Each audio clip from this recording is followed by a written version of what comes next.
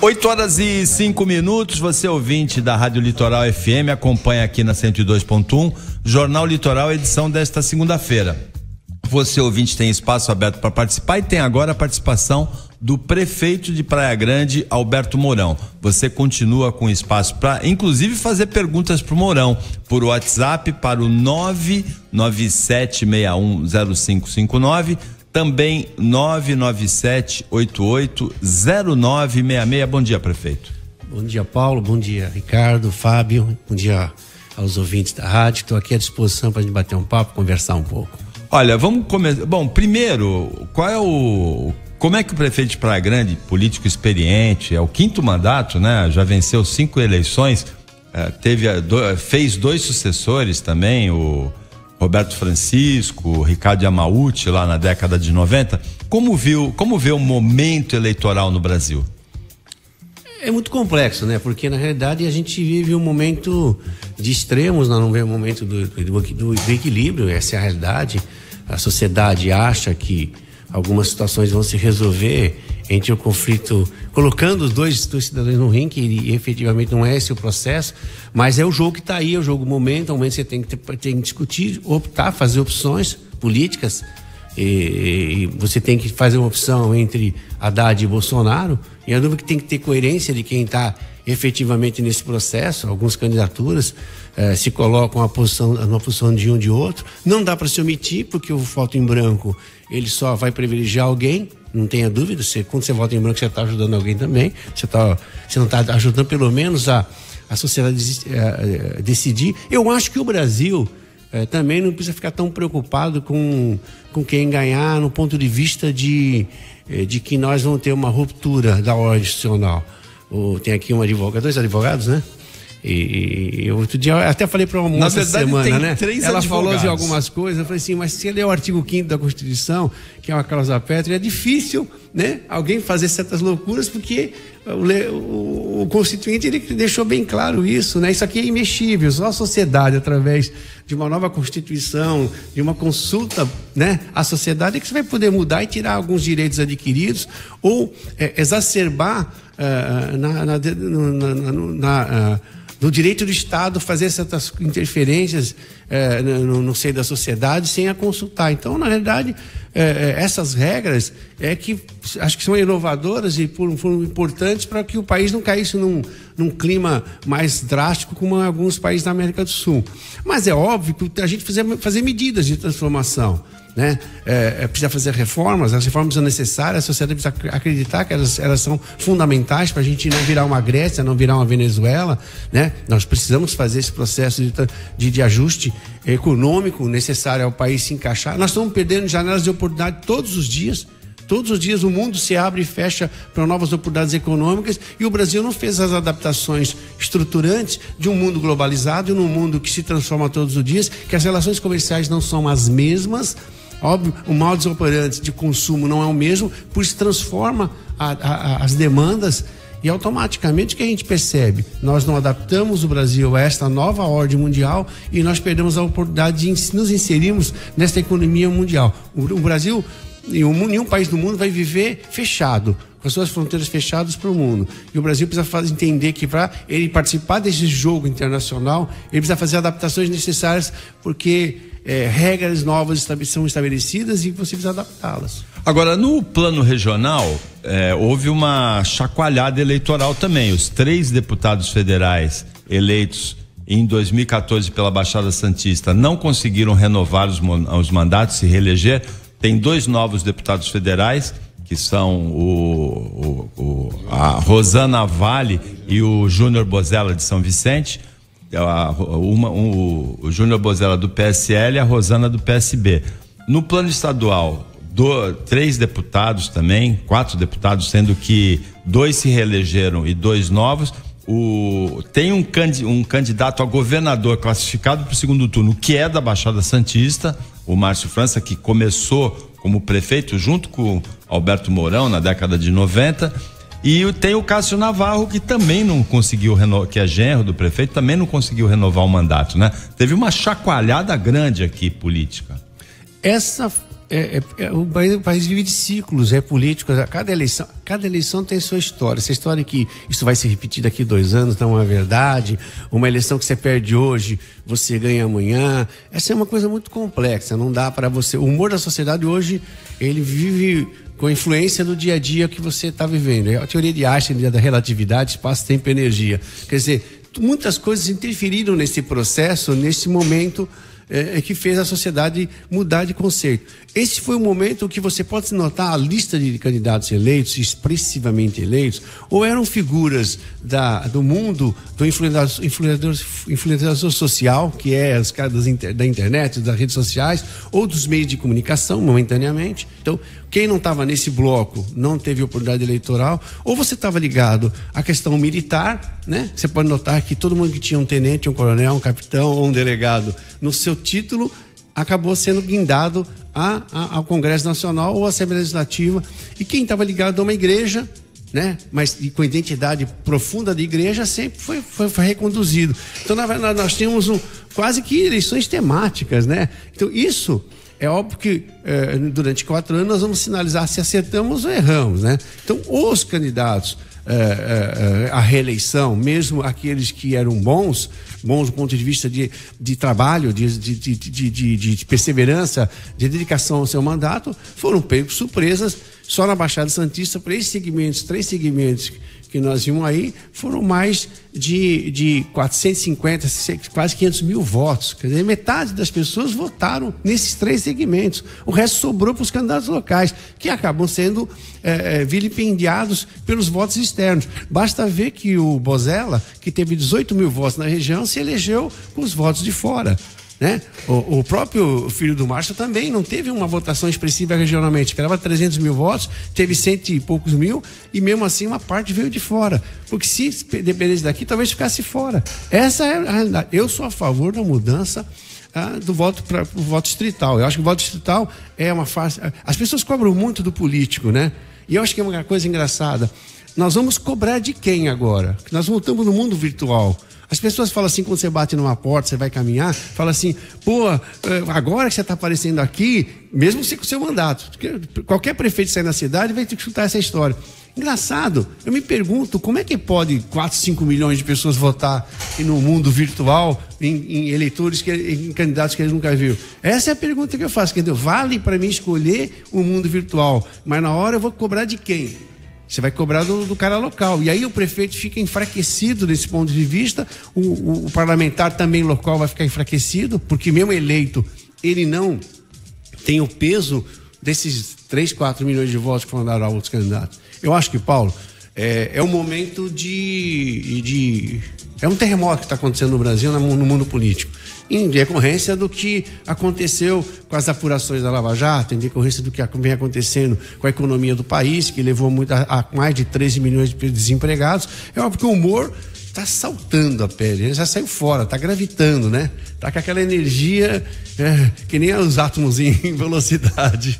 Olha, 8h13, nós estamos conversando aqui no Jornal Litoral com o prefeito de Praia Grande, Alberto Mourão. Tem questões pontuais enviadas pelos ouvintes. O ouvinte Marcos, de Praia Grande, pergunta: quando vai ser regularizado o muro da casa que está no meio da pista, na Avenida Roberto de Almeida Vinhas, na Vila Caiçara? Aproveito e pergunto também quando vão circular ônibus nos corredores entre Solemar e Amirim. Depois ele tem outras 2 perguntas: quando começa a obra do Hospital Transmontano, Shopping Aviação e Ecoplaza e do Complexo Andaraguá?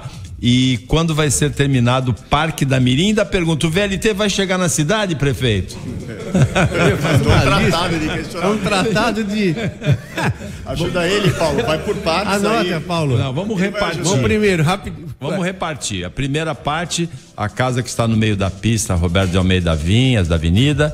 E quando é que vão circular ônibus nos corredores entre o Solemar e a Mirim? Então, eu fiz um corredor de ônibus que pega a Diamantina da Cruz Mourão, que vai da Curva do S até Solemar, e a Roberto de Almeida Vinhas, que vai de Solemar até a Vila Mirim e vem até o Boqueirão. Essa avenida do lado da Roberto de Vinhas, ela tinha algumas casas que foram, na realidade, construídas em cima de um antigo alinhamento. Com o novo alinhamento da avenida, feito há alguns anos atrás, não se fez a desapropriação. Eu decretei a desapropriação, o judiciário é lento, né? Nesse processo de desapropriação, tem demorado. Eu até pedi ao procurador que se intensificasse, porque a avenida está toda pronta, executada, tem um trechinho de 200 metros que eu não consigo fazer, só que é fundamental para passar a avenida. E para colocar o corredor de uso em funcionamento, eu preciso que a avenida nesses 200 metros termine. E teve uma conversa com o dono dessa casa, no meio da avenida, a casa? Mas a verdade é que ele não está na avenida, é um direito dele. Ele tinha um alinhamento, ali era loteamento. A prefeitura, há mais de 40 anos atrás, 30 anos atrás, fez as preservações dessas áreas e fez um novo alinhamento, obrigou ele a recuar, mas não fez a desapropriação direta. Ele não entrou com a desapropriação indireta e aí ficou um esperando o outro, né? Oportunidade, juízo de oportunidade de quem ia chegar primeiro. A prefeitura precisou mais do que ele.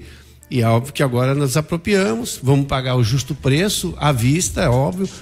Só que o laudo da avaliação do perito não saiu ainda para que a gente pudesse depositar talvez a diferença. Os depósitos já foram feitos. Agora, eu acho que em relação ao corredor, ele só vai funcionar a partir do momento que eu tiver a avenida toda pronta, que são 200 metros, 30 dias. Você já viu um caso desse, Rodrigo? Não pontualmente, já vi guardadas as proporções bem semelhantes. Agora imagina a pressão em cima do perito, né? O cara parou a cidade, ele tem que resolver, sair de cima. Eu acho que aí talvez até o próprio juiz que o nomeia tudo, um certo, uma atenção maior, 15 dias entregar esse laudo aí, acho que é suficiente, né? Não, sem dúvida nenhuma. Quando chega no processo no judiciário, nós sabemos os problemas que o judiciário enfrenta, não apenas em Praia Grande, mas no Brasil, a falta de estrutura adequada em algumas situações pontuais. E o processo de desapropriação, quem acompanha sabe que é um processo muito lento, muito lento. Agora, cabe, né, pegar como prioridade essa situação e tentar, não sei, às vezes conversar com o proprietário da residência. Isso que eu perguntei, já teve essa conversa pessoal ou não? Que o proprietário geralmente... Assim, olho no olho? Não, a gente não... A procuradoria, a determinação minha quando faço desapropriação é chamar os proprietários para fazer uma desapropriação amigável. Você faz o seu laudo antecipado para poder fazer depósito em juízo. Ele faz o dele. Ele faz o dele... Mas se não entrar em consciência, você tem que fazer o depósito e pronto, esperar o juiz fazer o seu laudo para decidir qual que vai estar certo para poder liberar a posse, né? Agora, numa pergunta só, ele fala do Hospital Transmontano, do Shopping Aviação e Ecoplaza e do Complexo Andaraguá, né? Então, o complexo... O shopping da Vila Mirim está prestes a sair, né? São dois shoppings aprovados, acho que não cabe economicamente dois. Parece que há um acordo entre eles e uma conversação em andamento para que um assuma o projeto do outro. Não sei como isso termina esse ano, mas a gente espera que esse ano ainda essa coisa se solucione. Bom, para essa temporada não dá mais, né? Não. Esse shopping shopping é 4 anos de obra, né? Mas é um shopping demorar. Que vai criar mais 3 mil empregos, vai melhorar cada vez mais a economia da cidade. E é longe do outro, né? Porque Praia Grande... 10 quilômetros. Praia Grande tem 23 quilômetros de praia, são 10 né? quilômetros de distância, vai atingir uma população de 500 mil habitantes, que é a região sul da Baixada Santista. Então, ele está estrategicamente colocado, os dois. O desenho foi perfeito no local adequado. E o complexo? O Andaraguá, nós estamos com a fase final, a aprovação, a segunda licença, que é a licença para começar a fazer as obras do complexo. É um complexo industrial para gerar 15 mil empregos. É um fundo internacional que está fazendo esse investimento. Só que o que aconteceu? Tem os índios da região normalmente, que eles são nômades, e eles resolveram nos últimos 4 anos se abrigarem ali ao lado do complexo. Esses índios começaram com 15 e agora já estão em 75. E aí eles não estão dentro da área do complexo, mas estão perto. E aí, de acordo com a FUNAI, ela teria que ser ouvida nessa questão para ver as medidas mitigatórias que vão fazer com esse grupo.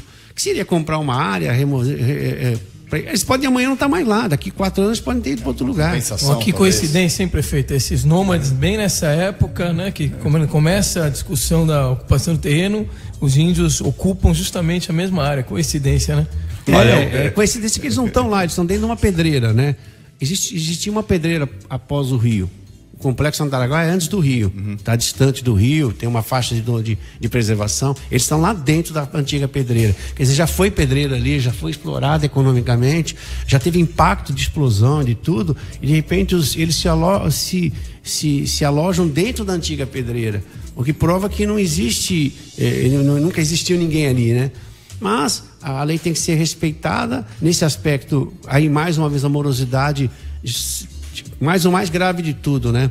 As informações são as seguintes: para fazer a licença, esses índios tem que alguém morar com o índio lá dentro do acampamento deles. E eles tiveram que contratar uma empresa, né, autônoma, para fazer esse laudo, não de antropologia, laudo de tem um nome técnico para esse laudo dos índios.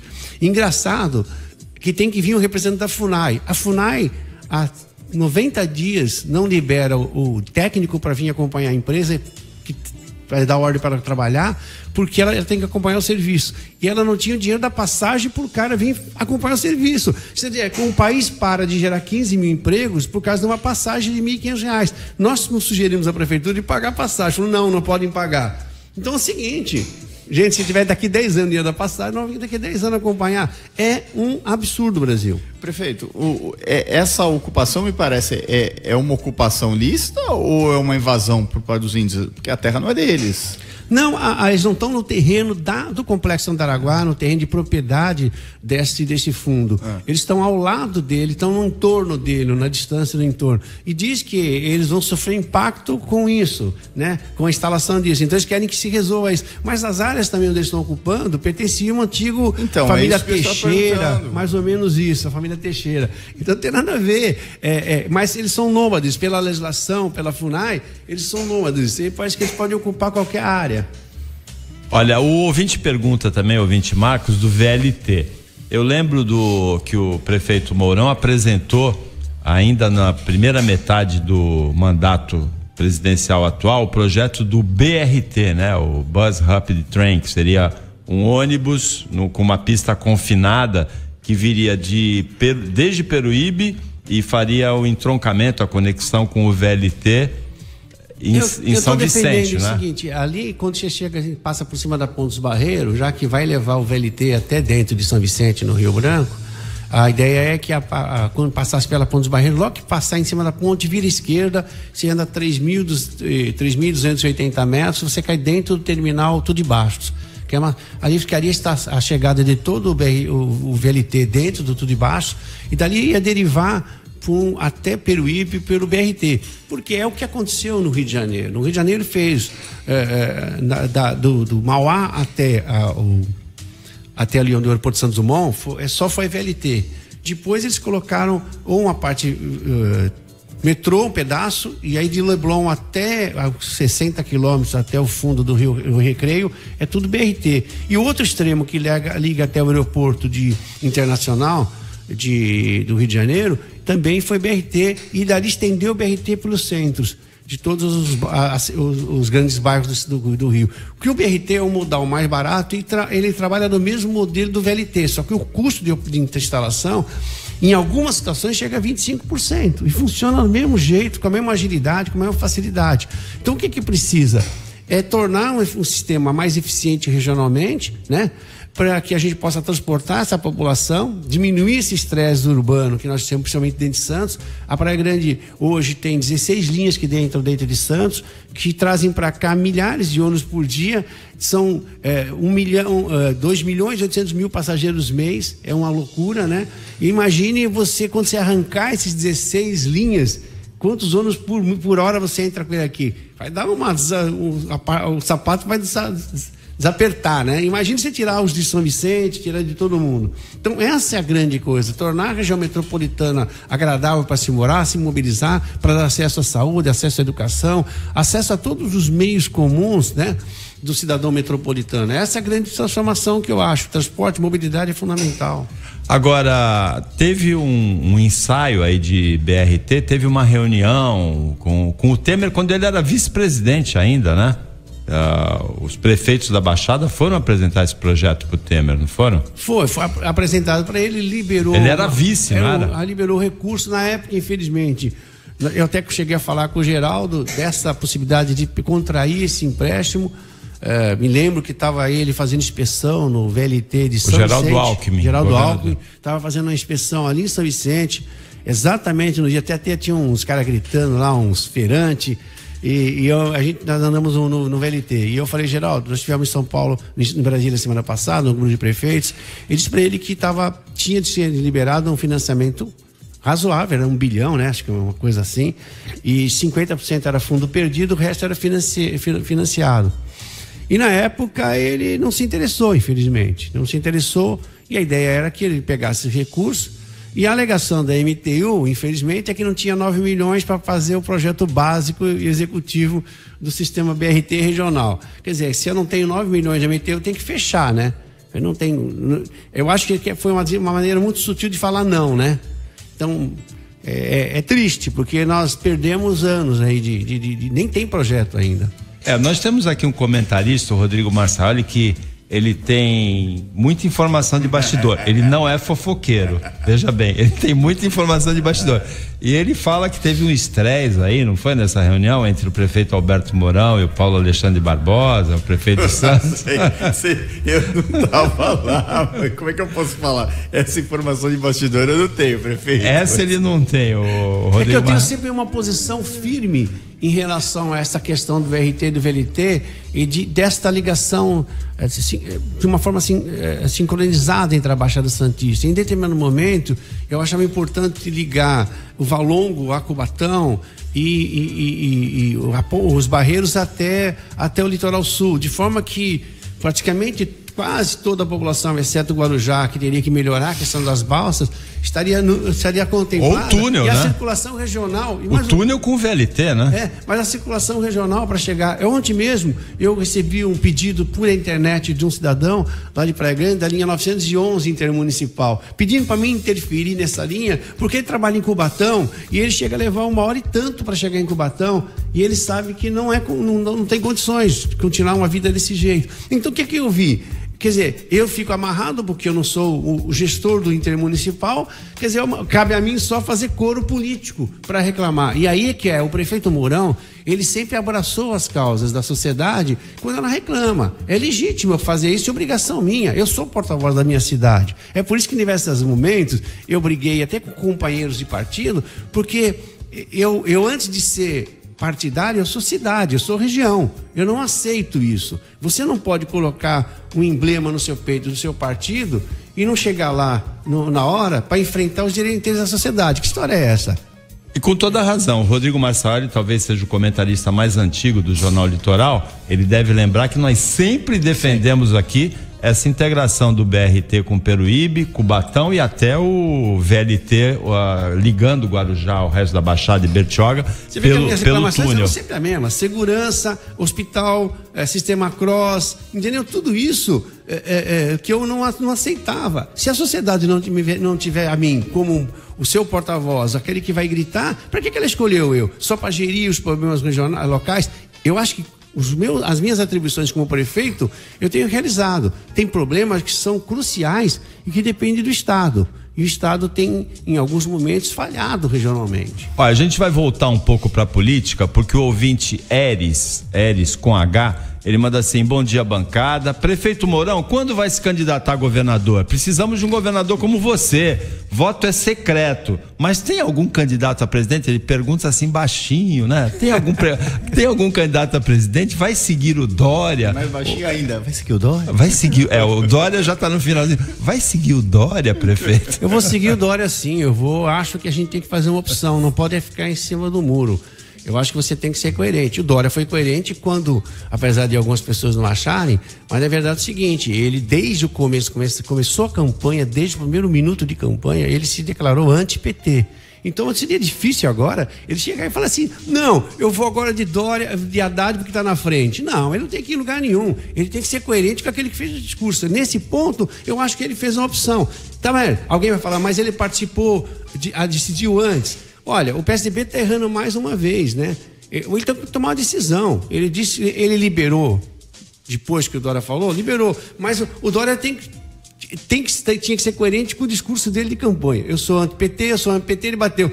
Como é que ele poderia agora desembarcar na candidatura do Haddad? Ele não tinha uma opção para fazer isso. E outras pessoas têm que ser coerentes também com o seu passado, porque senão a gente não vai nunca ter essas. E São Paulo representa, e esse é o grande erro nosso, a gente tem que fazer a nossa penitência. Quando eu sou do PSDB, o Fábio é do PSDB, cara, a gente tem que entender o seguinte: São Paulo nunca pautou o Brasil. São Paulo não. Nós brasileiros, nós paulistas deixamos alguns estados, eu vou deixar de citar alguns estados, mas dominarem a política brasileira de forma fisiológica, clientelista. Essa é a coisa, a verdade.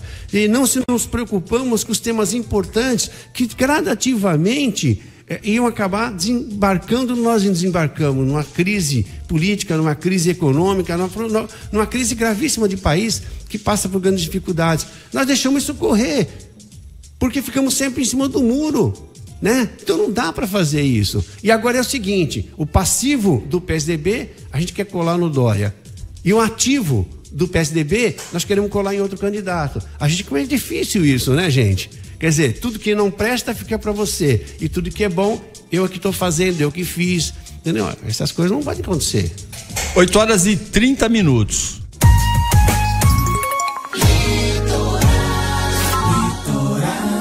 Jornal Litoral.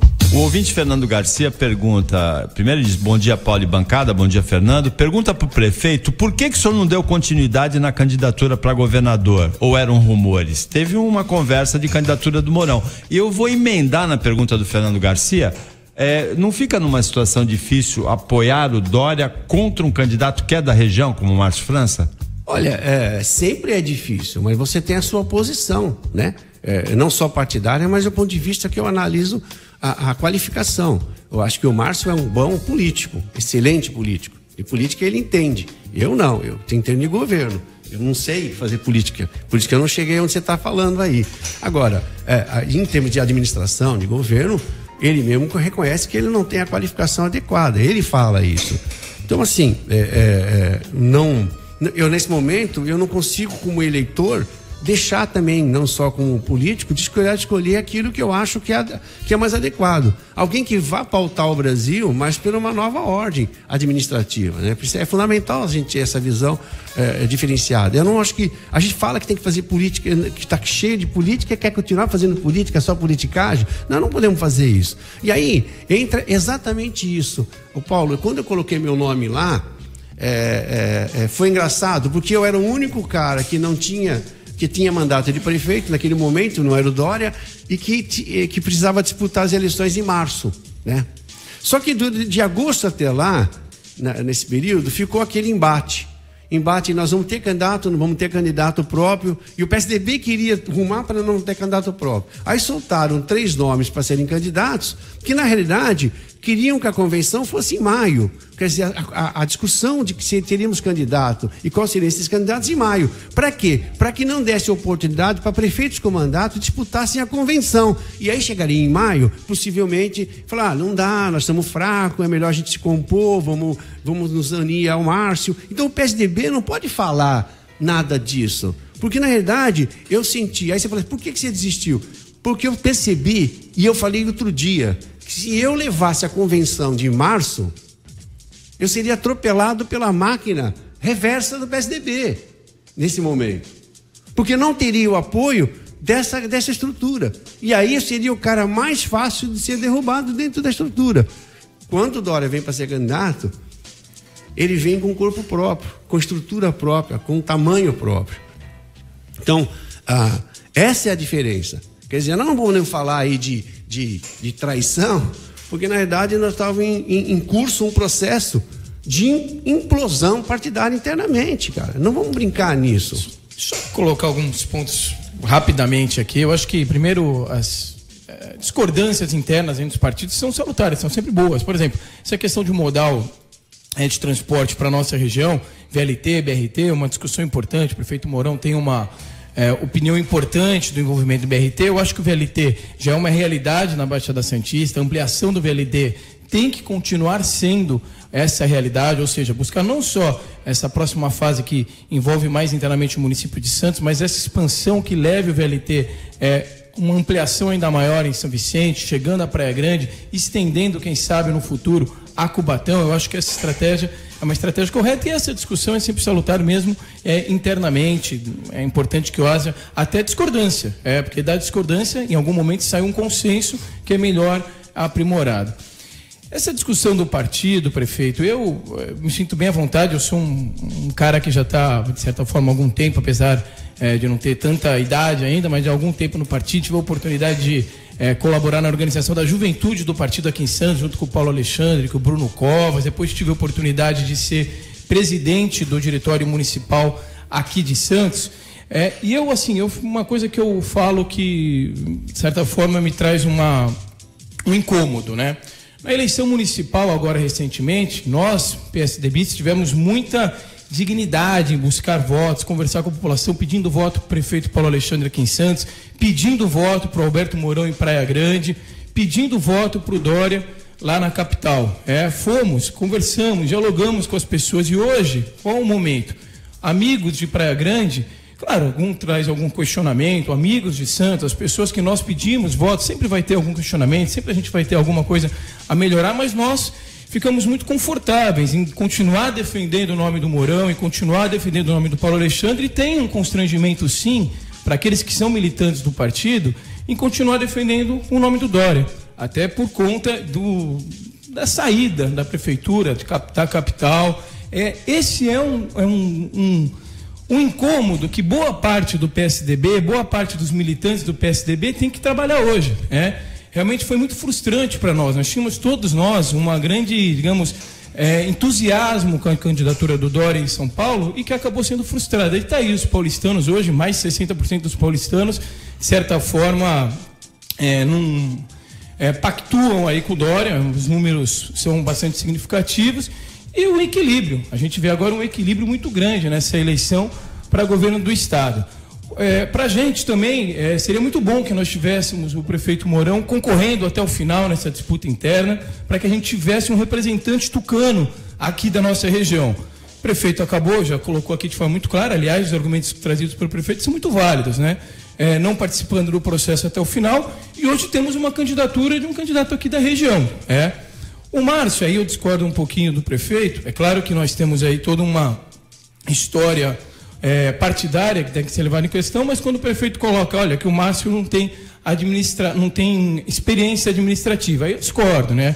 Ele teve um resultado muito expressivo aqui em São Vicente, né? Foi reeleito com uma margem bastante significativa de votos, tem aí uma aceitação muito grande da população, porque a eleição agora, no primeiro turno, mostrou isso, né? A população vicentina votou mais de 60% no Márcio França, então me parece que ele tem um apelo regional muito bom, muito significativo. É claro que para a região, a gente ter alguém que seja da região também é muito importante. E tem esse lado dessa frustração aí, infelizmente, que o Dória nos trouxe como militantes recentemente por conta desse descumprimento da continuidade da sua gestão no município, que seria, de fato, uma grande oportunidade para ter aí uma gestão absolutamente marcante na capital. O PSDB passa por um momento difícil, o prefeito acho que concorda comigo nesse ponto.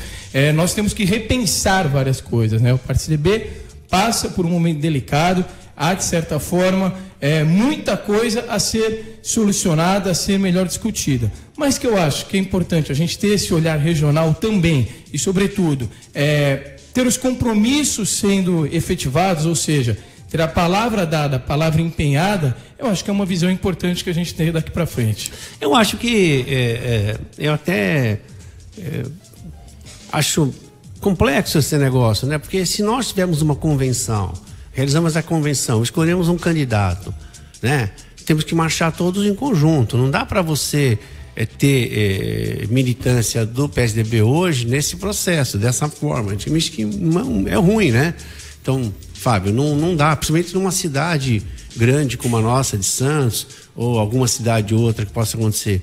O Bruno Covas, que é uma figura representativa, né? Você sabe que abraçou a campanha desde o começo, e o Dória acho que se sentiu mais tranquilo, porque viu que estava deixando de lá um militante do PSDB, de expressão nacional, que é a família Covas, e viu assim na possibilidade de ele assumir o governo do estado e dar continuidade a uma parte boa que o Geraldo fez, reformular algumas atitudes que precisam ser feitas para melhorar a máquina, e acho que com o tempo ela vai ficando engessada até pelas maneiras como nós nos comportamos ao longo de governos.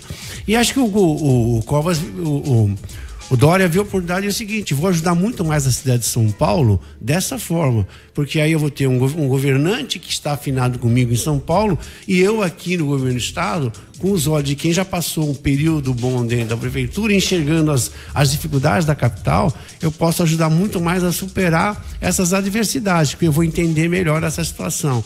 Eu acho que essa é a análise que ele fez, né, quando foi chamado também por um certo grupo para poder participar, porque ele era o único que poderia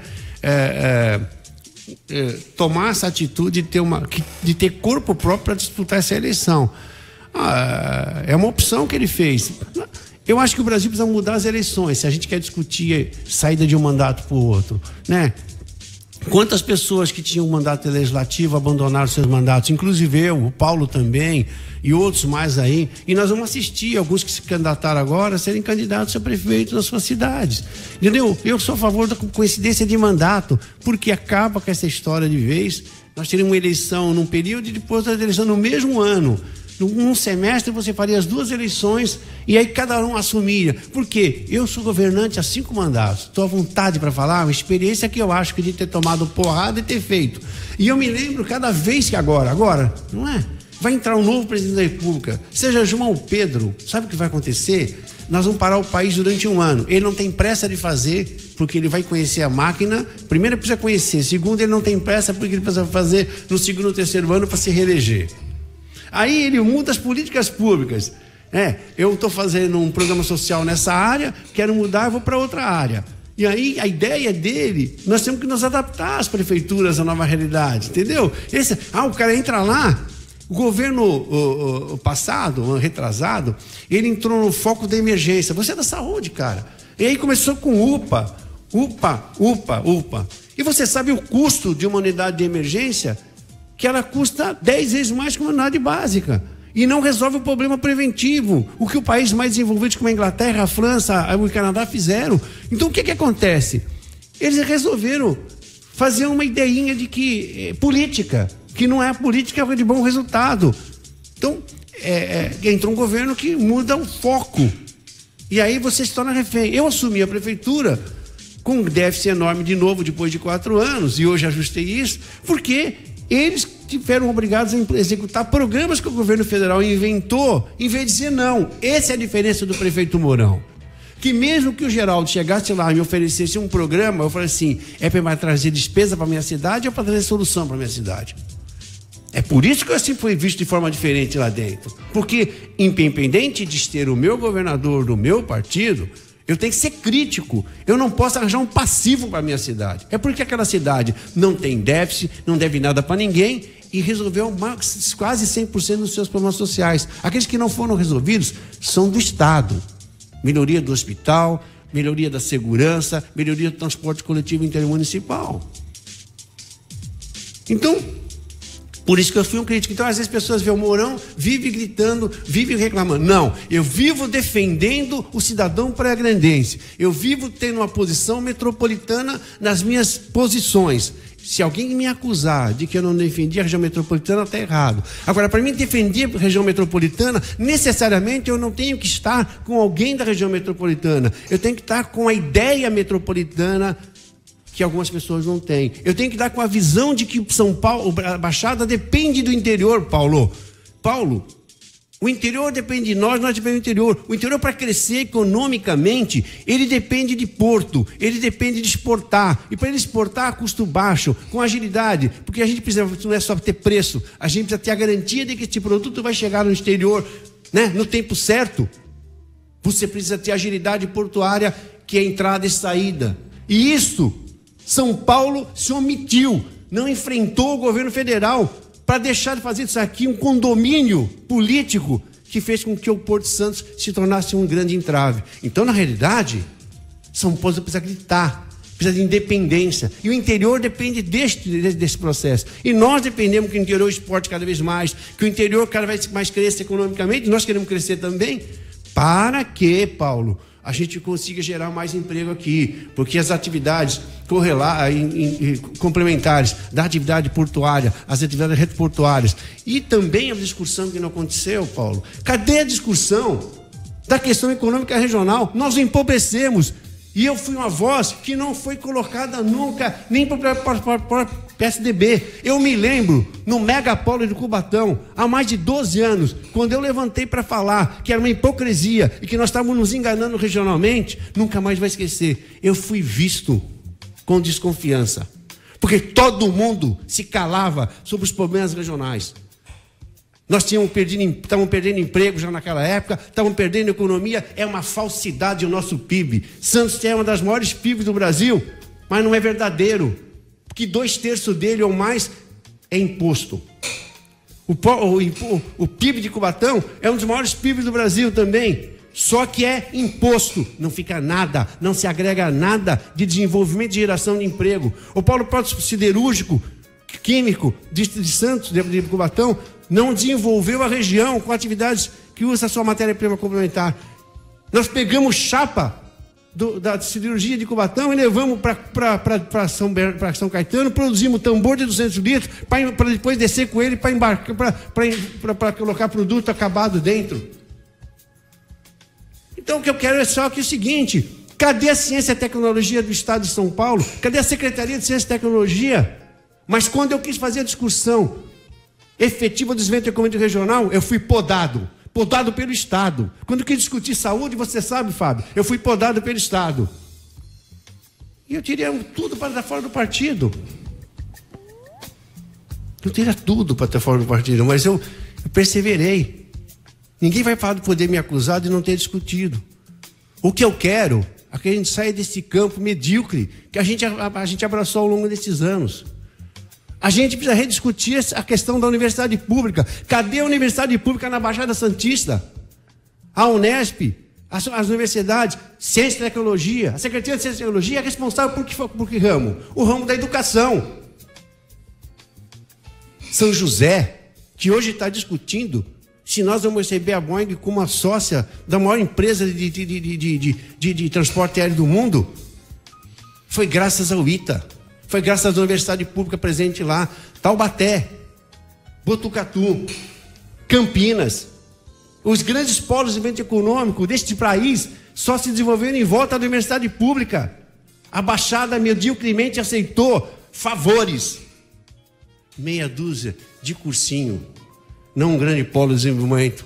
Porque a universidade pública tem compromisso com as fronteiras, fora das suas fronteiras, fora das suas paredes.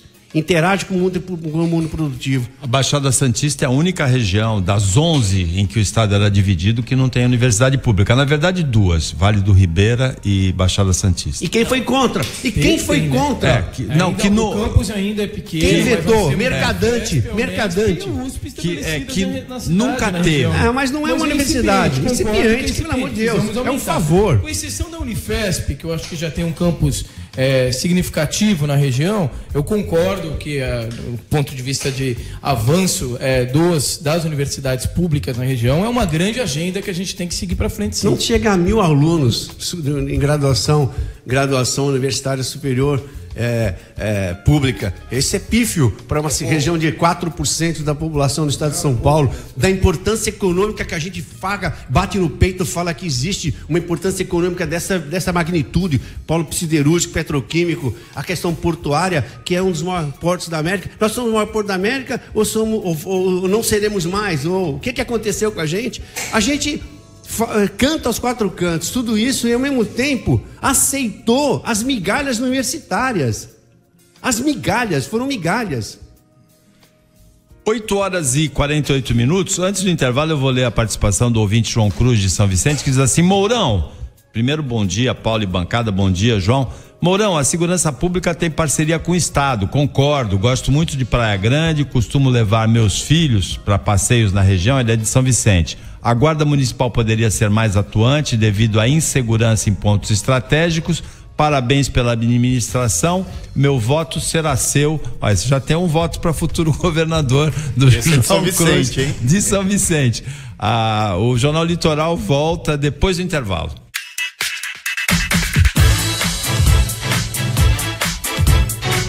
Jornal Litoral, volta já. Oferecimento Unimes, a Universidade Metropolitana de Santos. Litoral. Jornal Litoral.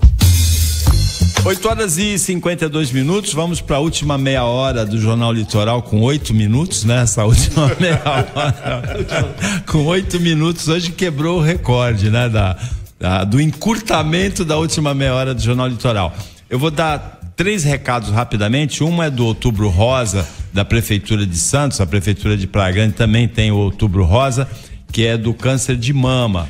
Então, as mulheres com idade entre 50 e 69 anos, a faixa prioritária, não precisa passar na policlínica pela consulta médica. A equipe de enfermagem também agenda o exame e tem a mamografia, e tem também o Papa Nicolau, que auxilia na identificação do câncer do colo de útero. Então, Outubro Rosa na Prefeitura de Santos. Você que precisa desocupar a residência ou a empresa e necessita de um espaço para deixar seus pertences ou armazenar estoques, a TMN tem uma nova estrutura de guarda-móveis, é moderno, é seguro, na Baixada Santista, e você pode deixar os pertences por tempo ilimitado. E isso sem contar o serviço de mudança para todo o Brasil, com padrão de qualidade TMN. Saiba mais em tmntransportes.com.br ou então você liga 3235-7989. A APO, você pode motivar mais o seu colaborador com um plano de saúde odontológico. A APO tem o plano ideal para sua empresa, seja de que porte for a empresa, pequeno, médio ou grande. A partir de 5 vidas você pode levar esse benefício para o colaborador. Acesse apoodonto.com.br e fica conhecendo os planos. Comentaristas hoje: Fábio Ferraz, Rodrigo Julião, Rodrigo Marçaioli, convidado o prefeito de Praia Grande, Alberto Mourão. Rodrigo Julião, o que você sempre quis perguntar para o prefeito de Praia Grande e tinha vergonha de perguntar? Não, eu queria primeiramente agradecer aqui, uma honra estar com o prefeito Mourão. Queria parabenizar pelo trabalho, né, desenvolvido não apenas na última gestão, mas em todas. A pessoa que tem hoje uma qualificação, inclusive, para ser o governo do estado. Infelizmente não tivemos essa representatividade. Agora, eu ouvi muito o prefeito falar a questão da região como um todo, né? A questão do transporte coletivo, da saúde. Queria saber o que o prefeito acha que falta para efetivamente conseguir uma polarização no desenvolvimento regional como um todo. A gente sente muito, por exemplo, a ligação Guarujá-Santos, Praia Grande com São Vicente, e o prefeito sempre, na sua fala, falou essa questão da regionalização e não apenas a cidade de Praia Grande, né? Então falou assim, olha, é importante a Baixada. E eu sempre pensei que esse é o caminho, não apenas com relação à prefeitura, mas com associações. Inclusive, a época que eu estive à frente do AB, eu achava que a Baixada tinha que estar sempre unida para ter um poder maior junto à seccional em São Paulo, que hoje não temos candidato ao Conselho Federal já há vários anos, não temos representante na diretoria há vários anos, e eu acho que essa união de forças, eu também concordo que é o caminho. E o que falta, prefeito? O interior tem uma coisa, eu costumo falar que no interior eles brigam entre si, mas na hora das questões macro, eles se unem, efetivamente. E nós, na Baixada, temos esse grande defeito, né? O Poder Legislativo briga durante a campanha, depois da campanha, eternamente. Acho que o espaço geográfico nosso é pequeno e a população tão grande, adensada, que parece que a gente acaba se conflitando permanentemente. E aí, os focos não existem. Eu senti isso quando eu fui discutir a questão da saúde, o quanto essa multiplicidade de interesses políticos, ela sobrepõe os interesses técnicos. E eu falava muito, isso aqui é um estudo técnico feito por secretários, né? Há 2 mãos entre os secretários e o órgão do Estado, e para que a gente pudesse mapear com grande intensidade em tempo presente as demandas regionais de saúde. Mas não houve uma unidade depois de pressão, né? Ela foi até um limite, depois ela parou. Então você percebe o quanto nós somos omissos nesse processo. A gente tem que se pacificar nesse processo, porque é fundamental. Acho que também tem que parar com a perseguição política. Existe uma coisa que é da natureza da política, que eu não concordo e nunca fiz. Eu ouvi um cara colocar no site que o Mourão é totalitário, mas é uma mentira, cara. Eu nunca deixei de ganhar uma eleição que não fosse no voto. Eu nunca persegui ninguém. Perseguir, as pessoas sabem o que é perseguir. Eu conheço o que é perseguição política e eu senti ela na pele como homem público já. Então eu estou muito à vontade, porque eu tenho um princípio político que é até religioso esse aspecto. Se eu não consigo fazer o bem, eu não faço o mal. Se eu procuro não lembrar de quem me fez o mal para eu não vir passar mal. Eu tento superar isso. É difícil superar, mas ela te ajuda a você concentrar seu foco no seu trabalho. Porque quem procura vingança tira foco do realizar.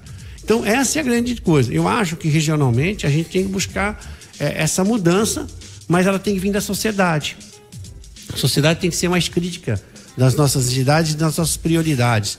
Ela tem que ter essa percepção clara. E não é só do mundo político. Você elege e acha que delega o poder a alguém. E ele vai executar. Não. Você tem que trabalhar com ele durante 4 anos. Não dá para você deixar ele fazer as coisas sozinho. Você precisa trabalhar e trabalhar, eu acho, sem um ranço político-partidário, sem... não elegi, não era o meu candidato, eu não consegui que ele fosse eleito deputado meu, então você contra esse cara. Não. Eu tenho que ajudar ele a produzir alguma coisa, né, e fazer as reivindicações. O prefeito acha que essa ausência de regionalização, de união da regionalização aqui na Baixada, vem por parte da sociedade, não por parte dos governantes? A gente separou sempre parlamentar de primeiro mundo e parlamentar de segundo mundo na Baixada. Tô à vontade para falar isso? Baixo clero e alto clero? Sim. Eu me lembro o dia... O prefeito, inclusive, foi acusado de ser parlamentar de baixo clero quando foi deputado. Não, é um termo até mais pesado demais. Eu acho o seguinte, Paulo, eu me lembro quando eu fui eleito deputado federal, numa cidade que tinha 80 mil habitantes, e eu fui eleito com 127 mil votos em 98 para 99. E eu estava um dia lá no meu gabinete e saí pelo corredor para ir até o plenário e encontrei o pessoal ligado à questão portuária de Santos, sindicatos. E eu perguntei: o que vocês estão fazendo por aqui? Nós viemos aí conversar com fulano cicrano. E eu só um deputado federal. Sabe aquele dia eu me senti excluído. Eu me lembro que aquele dia, eu com toda sinceridade, eu já falei diversas vezes internamente, eu me senti como se fosse uma pessoa de cor que é rejeitada, uma pessoa mais pobre que é rejeitada, uma pessoa que tem uma opção sexual. Eu me senti assim, excluído. Me senti humilhado naquele dia. Porque eu achei, poxa vida, será que eu não estou com capacidade e não represento os interesses da Baixada para discutir a questão portuária? E eu estava na comissão de portos, eu pedi, todo mundo pede para ir estrategicamente para justiça e redação, para ir para finanças, porque tem que fazer barganha. Eu pedi para ir para o meu líder, quero ir para a comissão de transporte, quero ficar na subcomissão de portos. Errei. Para mim eu tinha visão, eu sou coerente, eu tinha visão que volta ao Congresso Nacional e o assunto se repete depois de alguns anos. Então o erro está nisso. Tem um deputado que está eleito por uma cidade pequena que não representa nada. Ele não representa nada. Só que eu participei da reforma tributária, me dediquei a ela, está lá pronta para colocar. Falei para o Geraldo que tem um projeto pronto para ser colocado em votação. Então, assim, eu quando me proponho fazer algo, eu vou até o fundo, participo efetivamente. Agora, nessa questão. Se eu tiver que continuar a vida pública sem produzir, eu tenho a melhor coisa para fazer, que é cuidar da minha empresa, que é aproveitar os momentos bons de vida com os meus netos. Agora, nesse ponto que o Rodrigo colocou da metropolização, há muitos anos no programa Opinião, na televisão, depois Notícias em Debate, aqui no Jornal Litoral, a gente fala de um cidadão hipotético da Baixada Santista que mora em São Vicente, trabalha em Cubatão, estuda à noite em Santos, os pais moram em Guarujá, a namorada é de Praia Grande, ou o sogro é de Praia Grande. A vida dele não melhorou, não é, prefeito? Não, piorou, porque nós nos omitimos ao longo do ano. Mais de 20 anos de região metropolitana e não melhorou. Vou pegar um gancho no Fábio que falou do VLT, eu não sou contra o VLT. O VLT melhorou um pouquinho. Eu acho que o que aconteceu é que me entenderam errado. Eu falei que o VLT dentro de Santos não resolveria o problema regional. E que nós tínhamos que eu fui contra, e eu disse, eu me lembro quando me procuraram, quando eu voltei à prefeitura 6 anos atrás, o pessoal do estado foi me procurar, o Joaquim, junto com todos os caras da MTU, me lembro claramente na sala. E eu falei assim, vocês não podem governar de costa para Baixada. Vocês têm que olhar de forma sistêmica a Baixada Santista. Isso ele foi lá falar em São Paulo, que eu falei que o governo do estado, né, fez toda aquela parafernália que ele podia. Ele, em vez de falar, não, o Mourão tem razão, eu não posso olhar só a cidade de Santos, eu tenho que olhar de forma sistêmica as necessidades. Porque que você falou, nós viajamos, nós passeamos, nós usamos, nós consumimos de forma regional. Nós precisamos gerar emprego regionalmente. Santos e São Vicente tem que gerar emprego aonde? Na parte continental da região. E não tem como fazer isso se não tiver mobilidade, porque você é excluído desse processo do emprego, ou as empresas não vêm para cá porque não tem mobilidade. Agora, eu falo isso com tanta intensidade, com clareza para mim, que vocês imaginem o que eu estou recebendo de investimentos nos últimos 3 anos. Depois que fizeram os viadutos em São Vicente, que eu defendi, e falei para o Serra, não faça o ramo 700, libere o dinheiro para São Vicente para fazer os viadutos. Eu recebia gente toda hora no meu gabinete, empresários querendo investir, e eu tentava convencer. Sabe o que eles falavam para mim? Mas prefeito, esse congestionamento de 50 quilômetros na cidade? Acabou isso. Estamos inaugurando uma loja que vai gerar quase 1.000 empregos, diretos e indiretos, daqui a 60 dias. Foi inaugurada há 8 meses uma outra, que já tem lá 500 a 600 pessoas. E outras empresas que estão vindo, que já vieram para cá, para lá, nos últimos anos, muitas empresas. Porque nós temos opção de estar mais perto do Porto de Santos e temos opção de geração de emprego na atividade retroportuária e no abastecimento regional. Então, o que eu falei, Fábio? Quando começou o projeto da discussão do VLT, ele estava num momento de opção até ambiental, baixo ruído, baixa com monóxido de carbono, opção de fatores que levavam em consideração o modal. Há 7, 8 anos depois, o mundo mudou. A China está colocando 5.000 ônibus elétricos por mês em funcionamento. Ela vai substituir todos os seus ônibus nos próximos 5 anos. Tudo será elétrico, porque a tecnologia avançou. Eu acredito que o VLT, você pode fazer uma linha de BRT que amanhã se transforma em VLT, se quiser. O importante é ter a faixa segregada, é ter comando de farol, que é automático, a ter embarque e desembarque em plataforma, embarcar com o pré-pagamento, que é o que dá agilidade no sistema. Ninguém leva um sistema de 15 km por hora, 12 por hora, que é o ônibus normal numa rua, para 40 km por hora, se não tiver isso. Não é só o modal do trilho. Se você não tiver tecnologia embarcada nesse processo do embarque e desembarque, desse processo de fechamento de farol, você não vai dar velocidade para o veículo. Entendeu? Então, essa é a busca do BRT que eu falo. E ele tem condições de hoje ser totalmente elétrico, né? Ô prefeito, o ouvinte Nelson vem para uma questão mais paroquial. Ele diz assim: questione o Mourão, por que a cidade está toda apagada, a entrada da cidade, o terminal tudo de Bastos e a marginal da Expressa Sul? Nossa, parece que teve um apagão energético lá. Não tá toda assim, não. O Nelson tá dizendo que tá tudo apagado. Não tá tudo, não.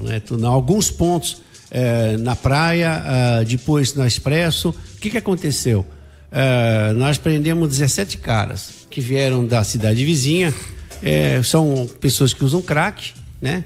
E eles resolveram fazer subir. Traziam escada, subiam na escada, arrancavam o fio em cima, puxavam o fio dos cabos. Não vou dizer o valor de cada pedaço de cabo daquele, senão vai incentivar, né? E aí a gente acabou tendo que fazer campanha com a Guarda Municipal. Chamei a polícia e pedi para fazer campanha com a Guarda. Prendemos os caras, fotografamos e agora estamos substituindo esses cabos, né? Infelizmente é essa a realidade. O crack tem que ser combatido. A gente fala em segurança não é só mais armamento, não. Segurança é discutir essa questão da internação, compulsória ou não, né? A gente está falando de prender, mas, cara, nós temos 6 milhões de usuários de droga. E isto eu falo porque eu me dediquei a esta causa em 2010. Eu fui visitar o LAN, eu entendi o problema do usuário de droga. São 6 milhões. Cara desse consome de 15 a 30 reais de droga por dia de baixa qualidade, que é o crack. Imagine que esse cara precisa de R$1.000 por mês e droga não tem feriado, droga não tem. Esse cara com R$1.000, onde ele arruma se ele não trabalha? Só tem uma forma: sai arrancando fio, sai arrancando testeira de cobertura de rua, faz de tudo. Ele tem que vender. O receptador, a Polícia Civil tinha que fechar todos os locais de receptação. Mourão, vamos terminar com política. A ouvinte Carolinda mandou assim: gostaria de saber qual a coerência da campanha do Dória e do PSDB, onde na propaganda ele detona um partido que historicamente o PSB seria aliado do PT, e esse mesmo partido teve como vice o Márcio França. No mínimo antiético, diz o PSDB, assumir tal postura e dar um tiro no próprio pé. Até 5 meses atrás era tapinha nas costas e parceria. Depois se revela o tal inimigo histórico, complicado, diz a Carolinda. Mas se você vê qual é a coerência também do Márcio França, quando ele bate de que ele é o novo governador, ele vai transformar, vai mudar, então que ele fala que agora vai ter segurança, que agora vai ter, que ele vai agora dar aumento para os professores, que agora ele vai dar aumento para a polícia, que agora vai fazer isso, que agora vai fazer aquilo. Então, o que aconteceu durante 4 anos, 8 anos? Essa incoerência, se a gente não pode cobrar coerência, não tem que começar a cobrar coerência, porque às vezes estão reclamando do Dória, que tem sido polido em falar. É engraçado, né? Teve um candidato a senador que eu respeito, que foi eleito, que ele fala de que ele é contra o João, porque o João é do PSDB. Mas cadê a coerência disso? Eu, com todo respeito, o João fica com o passivo do PSDB, mas não fica com o ativo das realizações do PSDB. A gente precisa começar a pensar sobre isso. O João tem uma cabeça diferente de quem governou lá também. João Dória. O João Dória e o Márcio também tem. Agora, querer só pegar os ativos para você e deixar o passivo pro outro, aí sim falta coerência. Assume de cabo a rabo essa situação.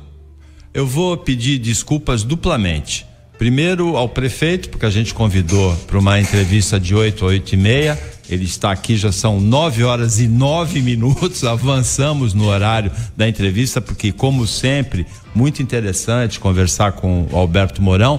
Vou pedir desculpas também, porque na sexta-feira eu falei que abordaria aqui com o Fábio Ferraz novamente o caso do menino Luca Morrone, de 13 anos, que morreu devido a uma síndrome hepatorrenal, uma alteração da função renal, morreu na UPA. O pai acusou o Glauco Morrone de negligência. O pai mandou mensagens para mim depois que sexta-feira eu anunciei que falaria aqui. Na dinâmica do programa, acabei não conseguindo abordar essa questão. Eu vou pedir pro Fábio pra gente agendar isso durante a semana, uma participação especial. Peço muitas desculpas por não ter tocado nisso. E peço desculpas ao prefeito também por ter avançado muito o horário da entrevista. Agora, eu quero um compromisso de que o prefeito volta aqui, porque nós temos muitos outros assuntos levantados pelos ouvintes que nós não conseguimos abordar, e quero desejar aí muito boa sorte na continuidade da carreira política, inclusive vários ouvintes. Tem críticas, mas também tem muito ouvinte dizendo que vota no Mourão para governador. A crítica é normal, eu acho que você tem que olhar ela pro ângulo. Você tem que separar a crítica que ela vem com um ranço político partidário, né? Ou de cunho pessoal, que você sempre tem o interesse pessoal de uma pessoa, e daquela que vem com realidade, e a outra que vem com a falta de informação, e você, quando esclarece, você faz com que a pessoa entenda, e uma outra que vem, né, na verdade, com o fundo de verdade, que você precisa ir lá apurar e tomar as medidas. Se a gente não olhar com essa diferença desses 3 pontos, você se torna cego com o homem público. Você não pode, de plano, já rejeitar uma crítica. Você tem que analisá-la com profundidade e com cautela. Fábio Ferraz, a gente estabelece aí... Não, estou à disposição, Paulo, claro. Primeiro, mais uma vez, solidariedade total aí à família, mas de fato a gente tem um acompanhamento muito claro sobre o fato que ocorreu. Lamentavelmente perdemos uma criança que, diga-se de passagem, um menino que é da nossa rede municipal de ensino também, e primeiro, nossa solidariedade à família. Em resumo, estamos ainda agora aguardando o resultado dos exames que foram encaminhados ao Instituto Adolfo Lutz de São Paulo, para que a gente possa fechar, sim, todo o laudo do acompanhamento médico que ocorreu a esse jovem, e claro, aí sim, de forma mais clara e de forma muito técnica, prestar todos os esclarecimentos de forma mais transparente possível. A gente volta a esse assunto. Prefeito, que dia que vai voltar aqui? O mais rápido possível, né? O mais rápido possível, né? Então, tem que ser dia de feriado, porque o trânsito estava uma beleza. O trânsito para a vinda estava muito tranquilo, né? totalmente da cidade toda. Eu costumo fazer esse percurso aí em 45, 50 minutos, levei 20, 25. Quer dizer que hoje o morador de São Vicente, que estuda à noite em Santos, trabalha em Cubatão, está com a vida um pouquinho mais tranquila hoje? É dia dos professores, e que aproveitar a oportunidade para dar os parabéns para esse dia importante, né? O Brasil precisa ter um foco na educação. Eu vejo uma discussão tão acalorada a nível de segurança, de outras áreas, mas explicitar a segurança, a educação na questão do conteúdo, nós deixamos de lado, ao lado desse processo. Então, mais uma vez, eu queria manifestar o meu carinho, o meu respeito que eu tenho pelo professor. Isso não é só nas palavras, mas o que eu fiz de ação governamental ao longo da minha vida. Vai um abraço para a Lígia Maura, não? Um abraço para a Maura, para a Ivanira, para todas aquelas que ao longo do processo da minha vida pública eu tive como parceiros para serem meus consultores na área da educação. 9h13. Tem acréscimo ainda, Geraldo? O Geraldo está dizendo que extrapolou completamente o tempo hoje. A gente agradece os 3 comentaristas, o Rodrigo Julião, o Rodrigo Marçaioli e o Fábio Ferraz. Agradece muito a presença do prefeito Alberto Mourão aqui. Para você ouvinte, 6 da tarde CDL no ar, 7 da noite Digital Jazz, 8 da noite Litoral FC, comemorando a vitória do Santos sobre o Corinthians no sábado. Para você ouvinte, até amanhã, nesse mesmo horário das 7h20 da manhã, depois do horário eleitoral. E uma ótima segunda-feira, uma ótima semana para você que você merece.